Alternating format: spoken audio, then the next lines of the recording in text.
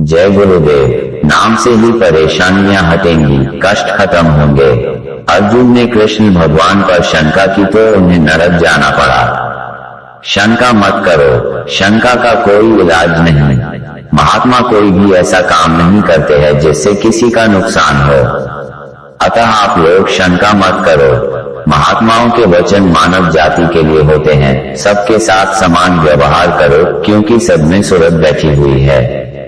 मनुष्य शरीर में उसको एक मौका मिला है कि वह अपने प्रभु को पाले।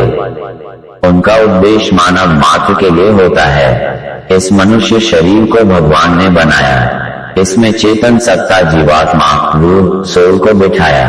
महात्मा उस ज्ञान दृष्टि से चेतन सत्ता को जगाते हैं। भगवान चेतन है, खुदा रोशनी का खजाना है। उसकी पूजा चेतन यानी सूरत से ही होती है।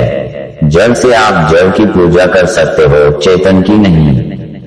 चेतन की पूजा तो चेतन से ही होगी। आप महापुरुषों के पास जाओ, उनके वचन सुनो, उसको गुनो और समझो।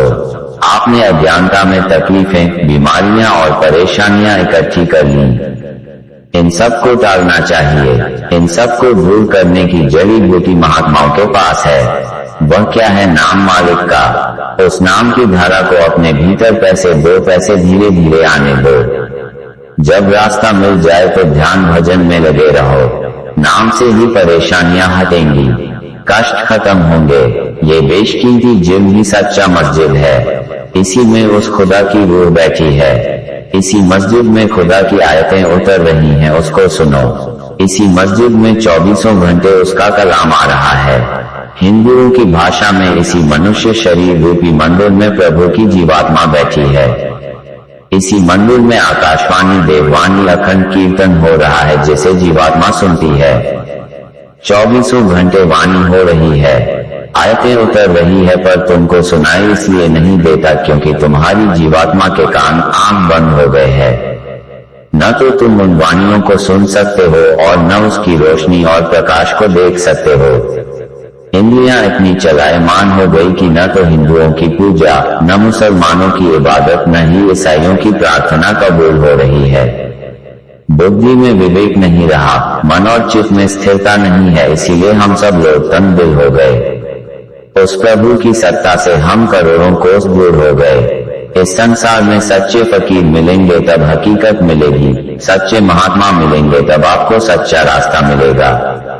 अगर आप कहो कि बिना उनके मिले ही हो जाएगा, तो ऐसा नहीं होगा।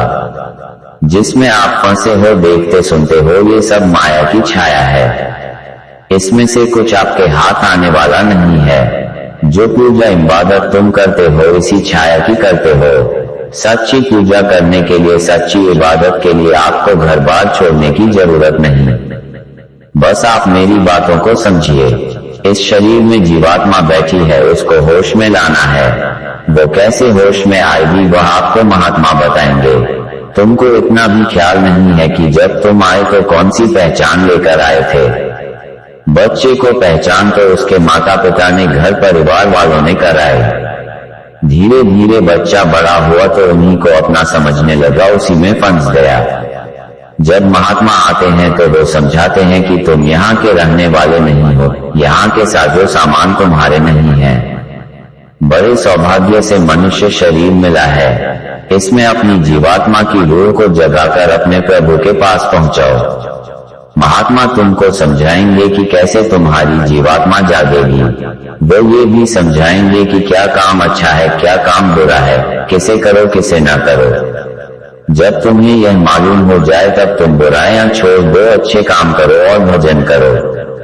कर्म प्रधान विश्व रची राखा, जो जस करे तो तस फल चाखा। तुमने भगवान पर से विश्वास खो दिया, अपने पर से विश्वास खो दिया, इसलिए इतने असंतोष में आ गए और इसीलिए तुम्हारी बरकत चली गई। तुम नेक काम करते, खुदा को खुश करते, भगवान को खुश करते तो ये परेशानियां न उठानी पड़ी। तुम बुरे कामों में लग गए। जब बुरे काम करोगे तो उसकी सख्त सजा तो मिलेगी। कर्मों का बदला तो देना ही पड़ेगा। जय गुरुदेव।